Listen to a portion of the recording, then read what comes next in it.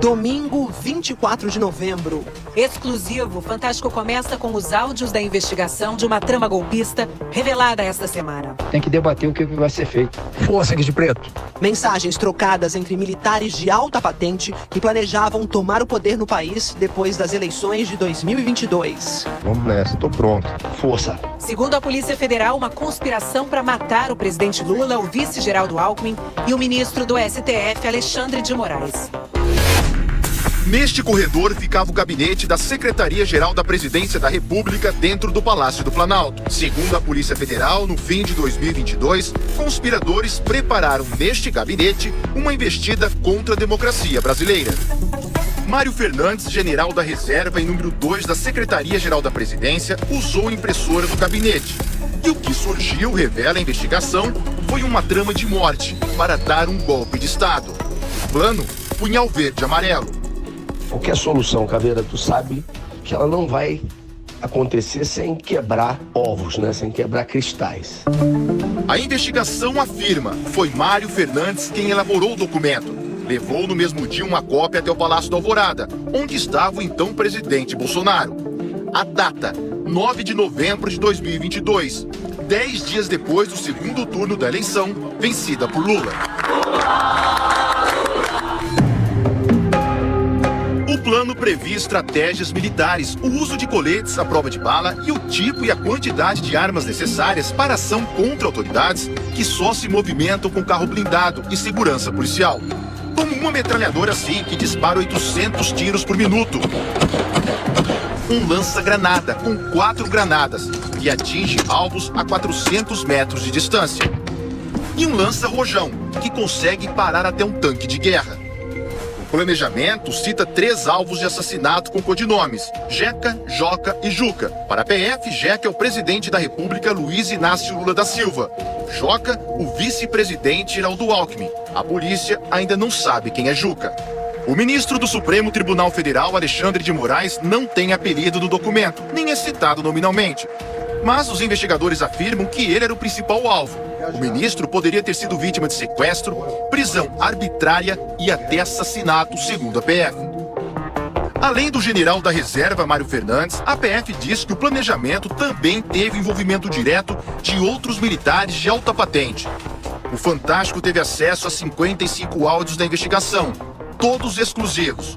Mário Fernandes se mostra exaltado em várias conversas, fala dezenas de palavrões. Tá na cara que houve fraude. Não dá mais pra gente aguentar esta p... Tá f...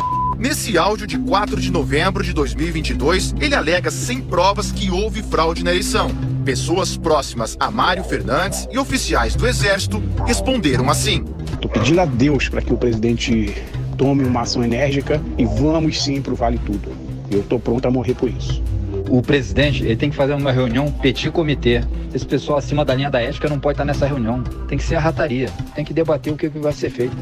A Polícia Federal diz que o plano punhal verde e amarelo detalha as estratégias do ataque ao ministro Alexandre de Moraes, como a realização de um levantamento prévio da movimentação dele, com horários e itinerários, e das agendas oficial e pessoal.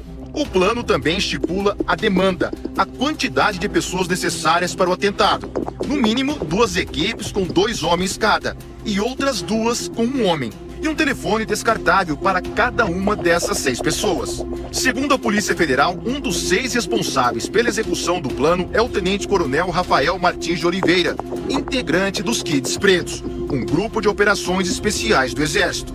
A investigação revelou que os executores do plano tinham um grupo no aplicativo de mensagens, chamado Copa 2022, que compraram chips de celular em nome de outras pessoas e, para dificultar ainda mais a identificação, se chamavam por países: Alemanha, Argentina, Brasil, Áustria, Gana e Japão. E que Japão era o tenente-coronel Rafael Martins de Oliveira. De acordo com a Polícia Federal, o primeiro alvo do ataque seria Alexandre de Moraes. Na época, ele era presidente do TSE, o Tribunal Superior Eleitoral, e, segundo a PF, passou a ter os passos monitorados pelo grupo. Por exemplo, no dia 23 de novembro, das 6h19 da tarde até 10h30 da noite, Rafael ficou perto da residência funcional do ministro. No dia seguinte, 24 de novembro, Rafael Martins de Oliveira se envolveu num acidente nesse trecho da BR-060. Tinha chovido e a pista estava escorregadia. Um carro bateu na traseira do veículo do militar. Nada grave, mas o que o motorista que provocou o acidente não imaginava é que o nome dele apareceria nas investigações. No local do acidente, o militar tirou esta foto que mostra a carteira de habilitação do motorista, alegando que precisava da imagem para acionar o seguro. Os dados desse documento serviriam para registrar um dos chips de celular usados no monitoramento do ministro. A fraude passaria despercebida se não fossem esses dedos que aparecem na foto. O sistema, ele nos trouxe um rol de candidatos, então à medida que o papiloscopista foi realizando a comparação morfológica, ele chegou na identificação daquela impressão digital. Era mesmo de Rafael Martins de Oliveira. As investigações concluíram que foi assim, usando um telefone em nome de alguém que não tinha nada a ver com a história, que o militar partiu para o passo seguinte do plano. Era dezembro de 2022. Apoiadores radicais de Jair Bolsonaro estavam concentrados em frente a quartéis do Exército. Muitos pediam um golpe de Estado. Nem que seja para inflamar a massa, para que ela se mantenha nas ruas. Segundo os investigadores, acampamentos faziam parte de um movimento orquestrado principalmente por militares. O general Mário Fernandes se comunicava frequentemente com alguns líderes desses grupos. Talvez seja isso que o alto comando, que a defesa quer. Tu me desculpa a expressão, mas 4 linhas é o 4 linhas da Constituição é o Estamos em guerra, eles estão vencendo, está quase acabando e eles não deram um tiro, por incompetência nossa. Num outro áudio, o general Mário Fernandes disse que teve uma conversa com o então presidente Bolsonaro sobre a diplomação da chapa Lula e Alckmin no TSE. Durante a conversa que eu tive com o presidente, ele citou que o dia 12, pela diplomação do vagabundo, não seria uma restrição, qualquer ação nossa pode acontecer até 31 de dezembro e tudo. Mas na hora, eu disse, presidente, mas o quanto antes, a gente já perdeu tantas oportunidades. Não fica claro que ação seria essa. No dia 12 de dezembro, data da diplomação, manifestantes tentaram invadir o prédio da PF e incendiaram carros e ônibus em Brasília. 15 de dezembro de 2022. Segundo a Polícia Federal, nesse dia, as mensagens trocadas entre os integrantes do Grupo Copa 2022 demonstram que os investigados estavam em campo, divididos em locais específicos para, possivelmente, executar ações para prender Alexandre de Moraes. A investigação mostra que 2 homens estavam parados neste estacionamento, no Parque da Cidade, em Brasília. O horário, 8h33 da noite. A cerca de 7 quilômetros dali, próximo ao STF, estava o tenente-coronel Rafael Martins de Oliveira. Ele avisa, estou na posição. Um outro estava perto da residência do ministro Alexandre de Moraes. Às 8h57 da noite, um integrante do grupo escreve, tô perto da posição, vai cancelar o jogo? Segundo a PF, o homem que estava no comando da ação dá a ordem, abortar. Naquele dia, a sessão do Supremo terminou mais cedo, o que pode ter atrapalhado o cerco ao ministro Alexandre de Moraes. E uma nova informação apurada pelo Fantástico pode explicar por que a ação não foi concluída. Nesse mesmo dia, segundo investigadores da PF, o então comandante-geral do Exército foi até o Palácio da Alvorada para uma reunião com o presidente Bolsonaro. E o resultado dessa conversa pode ter interferido no plano golpista. Marco Antônio Freire Gomes foi o comandante-geral do Exército entre março e dezembro de 2022. Ele disse em depoimento à PF que se recorda de ter participado de reuniões no Palácio da Alvorada. E que sempre deixou claro que não participaria de qualquer ato para reverter o processo eleitoral. Em outra mensagem, Mário Fernandes reclama que Bolsonaro não assinou o decreto do golpe.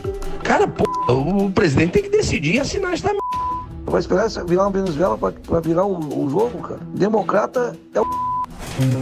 A impressora do gabinete da Secretaria-Geral da Presidência da República volta a funcionar contra a democracia no dia 16 de dezembro.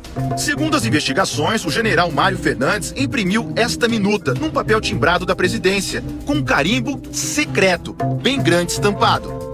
são as diretrizes para a criação, nesse mesmo dia, de um gabinete institucional de gestão de crise, formado em sua grande maioria por militares. Para a Polícia Federal, esse é mais um indício de que estava em curso um golpe de Estado, e o chamado gabinete de crise governaria o país até a realização de novas eleições, mas sem data para acontecer. Então, meu amigo, partir pra cima, apoio popular é o que não falta. Um abraço, Caveira. Força. O plano para matar autoridades diz o seguinte sobre Jeca, que para a Polícia Federal trata-se de Lula. Considerando a vulnerabilidade do seu atual estado de saúde e sua frequência a hospitais, envenenamento ou uso de química, remédio que lhe cause um colapso orgânico. A investigação apontou que o agente da Polícia Federal, Vladimir Matos, passou ao grupo que planejava o golpe de Estado informações sobre a equipe de segurança e a localização de Lula. No dia 13 de dezembro, um dia depois da diplomação do presidente eleito, Vladimir mandou esse áudio. Lula estaria ali no prédio, né, do Meliá. Essa tem que virar logo, não dá pra continuar desse jeito não, irmão. Vamos nessa, tô pronto. O plano Punhal Verde e Amarelo fala o seguinte sobre Joca, que seria o vice-geral do Alckmin. Considerando a inviabilidade do 01 eleito por questão de saúde, a sua neutralização extinguiria a chapa vencedora. A Polícia Federal não tem dúvidas. O plano propõe os assassinatos de Lula e Alckmin. Eu sou um cara que eu tenho que agradecer agora muito mais porque eu estou vivo. A tentativa de me envenenar, eu e o Alckmin, não deu certo, nós estamos aqui. A investigação afirma: a organização criminosa tentou criar um ambiente propício para o golpe de Estado. E que os fatos investigados levaram ao dia 8 de janeiro de 2023, quando radicais invadiram e depredaram as sedes dos três poderes.